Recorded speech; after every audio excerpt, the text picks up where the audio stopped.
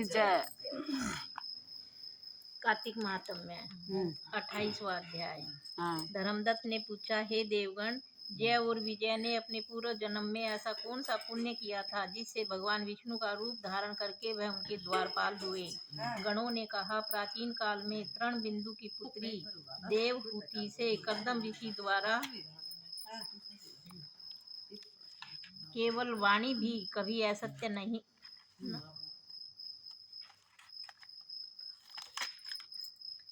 कर्दम ऋषि द्वारा केवल देखने मात्र से ही दो सुंदर बालक उत्पन्न हुए। उनमें से बड़े का नाम जय और छोटे का नाम अजय हुआ। बाद में देवहूति के गर्भ से कपिल देव जी भी हुए। जय और अजय दोनों ही भगवान विष्णु के बड़े भक्त और धर्मात्मा थे। दोनों ही नित्य प्रति अष्टाक्षर मंत्र का जाप करते थे और भगवान विष्णु का व्रत करते थे। भगवान भी इन दोनों भाइयों पर अत्यंत प्रसन्न थे और नित्य पूजा के समय इनको दर्शन दिया करते थे। एक समय राजा के निमंत्रण पर देवर्षि नारद गणों सहित राजा के यज्ञ में पधारे। उस यज्ञ में जय ने ब्रह्मा और अजय ने पुरोहित बनकर यज्ञ को संपूर्ण करवाया।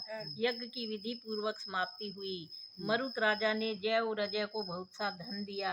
वह दक्षिणा लेकर दोनों भाई अपने आश्रम में वापिस आए।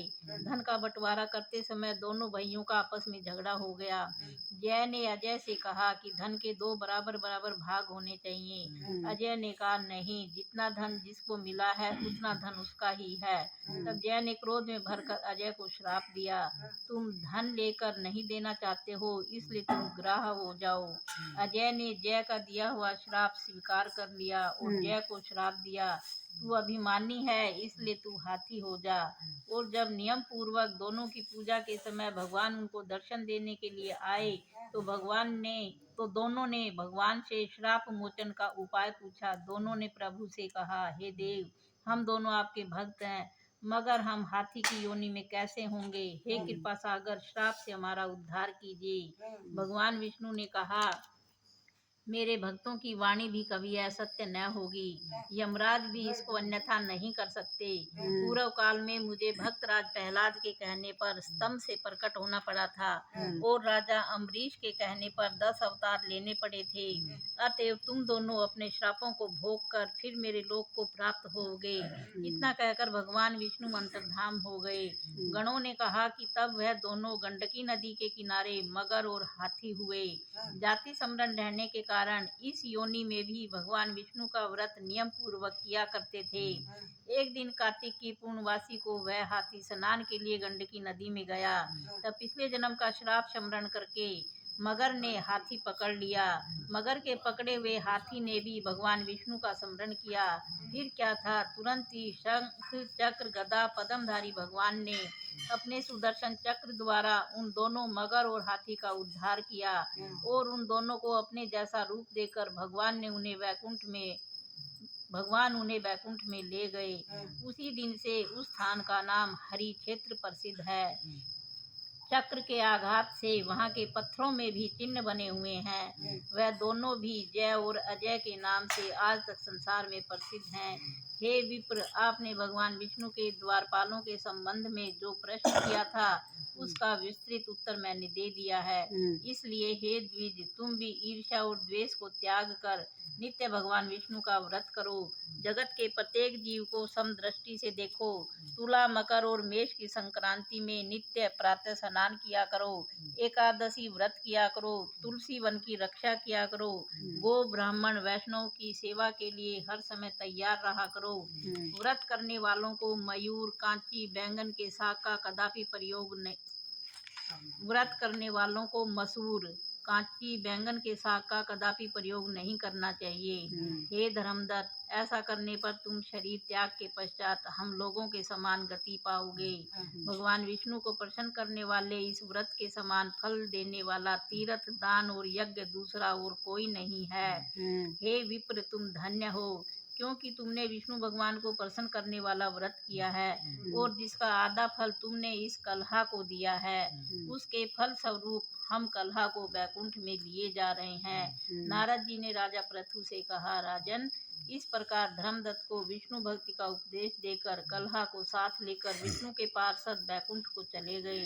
धर्मदत्त भी उनके आदेशानुसार भगवान विष्णु के व्रत में तल्लीन हो गया और फिर जब उसका देहांत हुआ तो अपनी दोनों स्त्रियों के साथ विष्णु लोक को गया। हे राजन, जो कोई भी प्राचीन काल के इस इतिहास को सुनता है और सुनाता है वह अंत में विष्णु लोक को प्राप्त होता है। बोलो विष्णु भगवान की जय। 29वां अध्याय। राजा पृथु ने कहा, हे नारद जी, आपने कृष्णा और वेणी नदी के तट पर बनिए और कलहा ने जिस प्रकार मुक्ति पाई वह सारी कथा हमको सुनाई है। मैंने भली प्रकार सुनी है। देवर्षि, यह कार्य उन दोनों नदियों के प्रभाव से हुआ था या इस क्षेत्र के प्रभाव से हुआ था? कृपा करके मुझे यह बताने की कृपा कीजिए, क्योंकि मुझे संदेह है। देवर्षि बोले, कृष्णा नदी साक्षात भगवान श्री कृष्णचंद्र जी महाराज का शरीर और बेणी नाम वाली नदी भगवान शंकर का शरीर है। इन दोनों नदियों के संगम का महात्म्य श्री ब्रह्मा जी भी वर्णन करने में असमर्थ हैं। फिर भी चूंकि आपने पूछा है इसलिए मैं आपको इनकी उत्पत्ति का वृत्तांत सुनाऊंगा। ध्यान पूर्वक सुनिए। चाक्षुष मनवंतर के आरंभ में श्री ब्रह्मा जी ने सह्य पर्वत के शिखर पर यज्ञ करने का निश्चय किया। वह सब देवताओं, भगवान विष्णु, भगवान शंकर और यज्ञ की सारी सामग्री लेकर उस पर्वत के शिखर पर गए। तब महर्षि भृगु आदि ऋषियों ने ब्रह्म मुहूर्त में उन्हें दीक्षा देने का विचार किया। इसके बाद उन्होंने श्री ब्रह्मा जी की पत्नी सबरा को बुलवा भेजा। वह बड़ी आहिस्ता आहिस्ता आ रही थी। इसी बीच में श्री भृगु जी ने भगवान विष्णु से पूछा, हे प्रभु, आपने सबरा को शीघ्रता से बुलाया था, वह क्यों नहीं आई? यदि ब्रह्म मुहूर्त टल गया तो फिर दीक्षा का कार्य कैसे होगा? इस पर भगवान विष्णु ने कहा, यदि सबरा यथा समय यहाँ पर न आई तो आप गायत्री को ही स्त्री मानकर दीक्षा विधान कर दीजिएगा। क्या गायत्री पुण्य कर्म में ब्रह्मा जी की स्त्री नहीं हो सकती? नारद जी बोले, भगवान विष्णु ने भगवान शंकर की बात का समर्थन किया। यह बात सुनकर भृगु जी ने गायत्री को श्री ब्रह्मा जी के दाईं ओर बिठाकर दीक्षा विधान आरंभ कर दिया। ऋषि मंडल गायत्री को दीक्षा दे ही रहा था कि इतने में सबरा भी यज्ञ मंडप में आ पहुंची। श्री ब्रह्मा जी के पल्लू में गायत्री को देखकर ईर्ष्या से क्रोध करके कहने लगी। सबरा ने कहा, जहाँ पूज्यों की पूजा होती है और पूज्यों की यह प्रतिष्ठा होती है, वहाँ पर दुर्भिक्ष, मृत्यु तथा भय तीनों अवश्य में हुआ करते हैं। यह गायत्री जी श्री ब्रह्मा जी की दाईं ओर तथा मेरे स्थान पर बैठी है। यह अदृश्य बहने वाली नदी होगी। आप लोगों ने अविचार से इसे जो मेरे स्थान पर बैठाया है, अतः आप भी सब के सब जड़ रूप नदियां होंगे। नारद जी ने महाराजा पृथु से कहा, हे राजन, इस प्रकार सबरा के श्राप को सुनकर गायत्री मारे क्रोध के लाल भभूत होकर अपने होठ काटने लगी। देवताओं के मना करने पर भी उसने उठकर सबरा को शाप दे डाला। गायत्री ने कहा, ब्रह्मा जी जैसे तुम्हारे पति हैं वैसे ही मेरे भी पति हैं। तुमने व्यर्थ ही श्राप दिया है, अतएव तुम भी नदी हो जाओ। नारद जी ने कहा, तब तो देवताओं में खलबली सी मच गई। वह सबरा को दंडवत प्रणाम करके कहने लगे, हे देवी, तुमने जो ब्रह्मा आदि सब देवताओं को श्राप दिया है, इससे यदि हम सब जड़ रूप नदियां हो जाएंगे तो फिर निश्चय ही ये तीनों लोक नष्ट हो जाएंगे, क्योंकि यह शाप तुमने बिना विचारे दिया है। अतएव तुम इसको वापस ले लो। सबरा ने कहा, हे देवतागण, क्योंकि आपने यज्ञ के आरंभ में गणेश पूजन नहीं किया है, इसलिए यह विघ्न उपस्थित हो गया है। मेरा यह शाप कभी खाली नहीं जा सकता। इसलिए आप सब अपने अपने अंशों से जड़ी भूत होकर अवश्य में नदियां बनोगे।